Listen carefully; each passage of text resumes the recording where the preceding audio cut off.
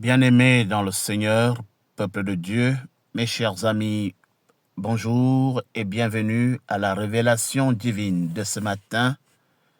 Révélation divine qui aura pour titre « L'ingratitude, une menace pour la cohésion sociale, culturelle et spirituelle ».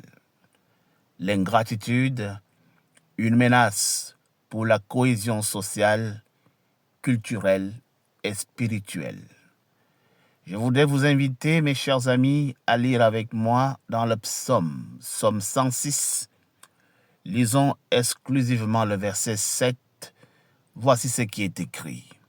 « Et il ne s'est point souvenu de l'abondance de sa bonté, mais il a été ingrat et a méprisé la miséricorde de celui qui l'avait sauvé. » Parole du Seigneur. Mes chers amis, peuple de Dieu, une fois de plus, bonjour et que la paix du Seigneur qui surpasse l'intelligence des hommes reste et demeure en chacun de vous et à nous tous, dès à présent, demain et pour des siècles et des siècles. Amen. Pour vous servir ce matin, je suis le pasteur Frankie Evidondois. Mes chers frères et sœurs, l'ingratitude est, à mon humble avis, un sentiment ou, que dis-je, un comportement qui consiste à ne pas apprécier ou à ne pas reconnaître les bienfaits ou les gestes positifs que l'on reçoit. L'ingratitude peut prendre différentes formes, telles que l'oubli, le mépris ou simplement de la négligence.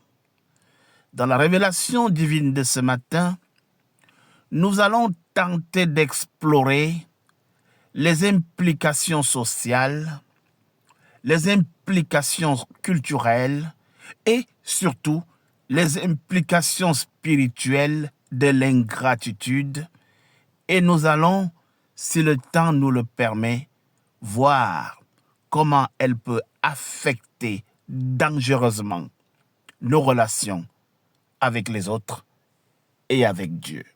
Tout d'abord, l'ingratitude, je dois vous le dire, peut entraîner la dégradation des relations entre les hommes et même les groupes. Lorsque nous ne reconnaissons pas les bienfaits que nous recevons, nous pouvons facilement créer des sentiments de ressentiment et même, pourquoi pas, des sentiments de colère chez les autres.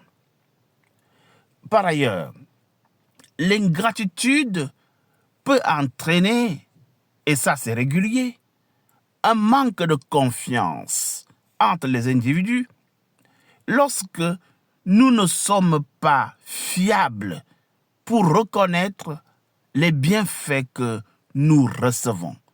Les autres peuvent se demander, à juste titre, si nous sommes dignes de confiance. Je pourrais aussi dire que l'ingratitude peut contribuer à l'instabilité sociale en créant régulièrement des tensions et des conflits entre les hommes. Mes chers amis, peuple de Dieu, l'ingratitude est un venin dont les implications sont diverses. Tenez, par exemple, l'ingratitude peut entraîner la perte de valeurs culturelles, valeurs sociales et même valeurs intellectuelles très importantes, telles que la gratitude, la reconnaissance ou même la générosité. Mes chers amis, l'ingratitude peut contribuer à la dégradation de ce que nous appelons la cohésion sociale. ce qui va créer des divisions, ce qui va créer des conflits entre les hommes. C'est, comme je vous dis tout à l'heure, l'ingratitude qui entraîne le manque de créativité. L'ingratitude pousse même les hommes à s'éloigner de l'innovation, car les individus peuvent se sentir découragés et même parfois démoralisés lorsque leurs efforts ne sont pas reconnus. Sur le plan spirituel, mes chers amis, je voudrais dire que l'ingratitude entraîne la séparation d'avec Dieu. Pourquoi? Parce que l'ingratitude montre un manque de reconnaissance et un manque d'appréciation pour tout ce que le Seigneur fait pour vous.